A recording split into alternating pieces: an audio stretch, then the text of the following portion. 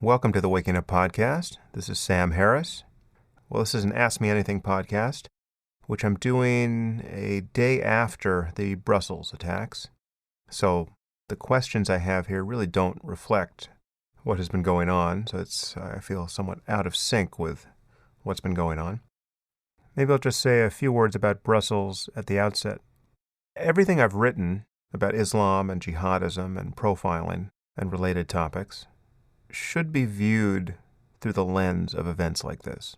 I really don't have any more to say about this kind of thing, but I'll just give you a glimpse of what my life is like on this issue. So I'm at a conference talking about things like artificial intelligence, and I open my phone to discover that there's an article circulating calling me a white supremacist.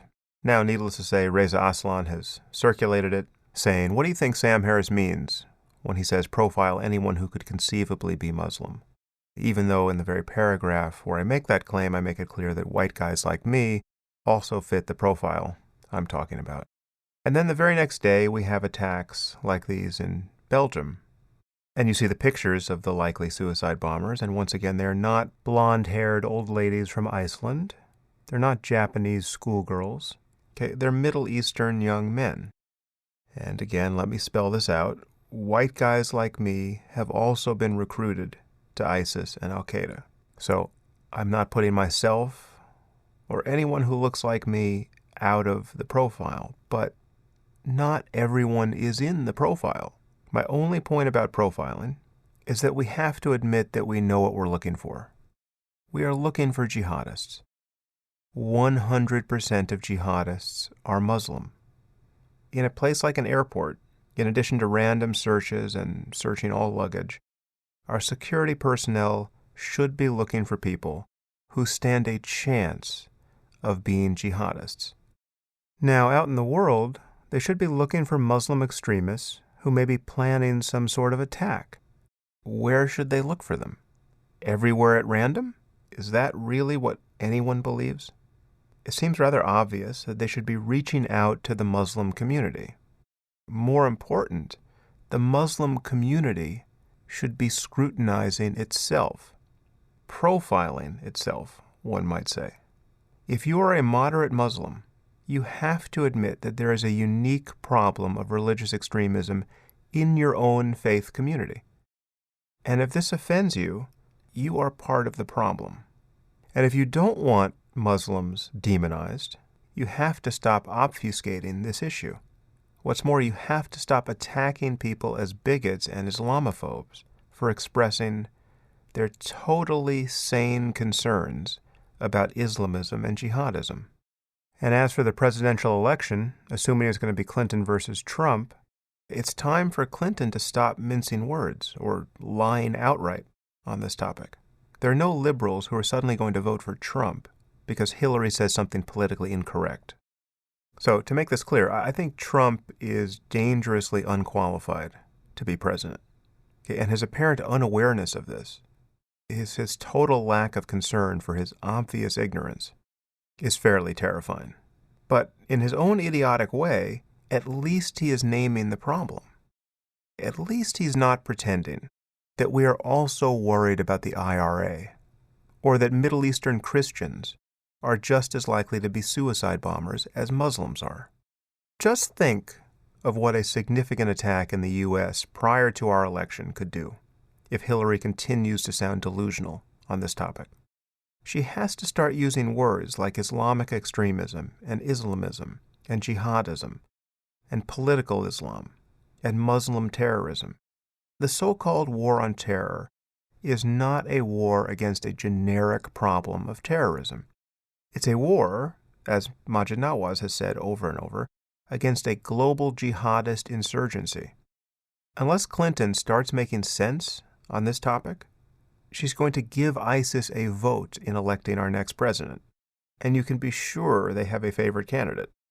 So, to say any more here, I think I will just be saying things you've all heard me say 100 times. I mean, maybe there's one more point to clarify. I clearly have followed Maajid's line in distinguishing Islamism from Islam. And I've been hearing many disgruntled noises from readers who think this is intellectually dishonest. So maybe I should make it clear how I see this.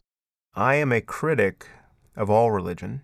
I think the notion of revelation and the notion that faith trumps reason is dangerous and intrinsically divisive and something we have to get over. And I have made no secret of the fact that I think Islam is the worst religion on most points, currently ruling the minds of a significant part of humanity. So my view hasn't changed here. There is a war of ideas that has to be waged and won with Islam and with anyone who believes that the Quran is the perfect word of the creator of the universe. But there's a distinction between nominal Muslims, or those who are fairly non-committal in their faith, or those who have some interpretation of the faith that allows them to ignore many of its edicts, and Islamists. And there's a difference between Islamists and jihadists. And here I follow Majid's definitions. Islamism is the commitment to impose Islam on the rest of society. It's intrinsically political. And jihadism is that variant of Islamism that intends to do this by force, as opposed to winning elections or some other process.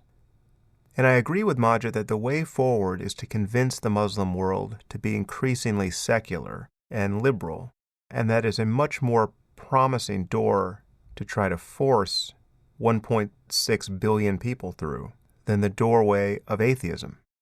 Now, insofar as I can persuade Muslims to be atheists and disavow their faith, that's also something I'm happy to do, and occasionally I notice some success on that front. But I think it is far less realistic in any reasonable time frame to expect 1.6 billion Muslims to apostatize than it is to expect them to reform their religion in a direction of secularism and liberalism. And I will not pretend to be optimistic on that score either. Many of you think that is just a fool's errand. What more reasonable project do you have to recommend? So, my view here is that wherever a distinction between Islam and Islamism doesn't exist, we have to create it. Muslims have to create it, and non-Muslims have to insist that they do. And if you're feeling powerless here, if you're feeling there's nothing you can do that's useful after an event like this, I would say that the one thing you can do is lose your patience for people obfuscating the problem. Lose your patience for liars. It is not a lie to say that there is a difference between Islamism and Islam, because one can be created. There are many Muslims who do not want a global caliphate. There are many Muslims who do not want homosexuals thrown off of rooftops. There are many Muslims for whom Islam in some form is important, but who are no more religious than the least religious person you met yesterday. And these people need to be supported. These people need to win a war of ideas. And where they're not waging one, they have to be encouraged to wage it. And the only way I know to do that is for all of us to keep speaking honestly about the nature of the problem.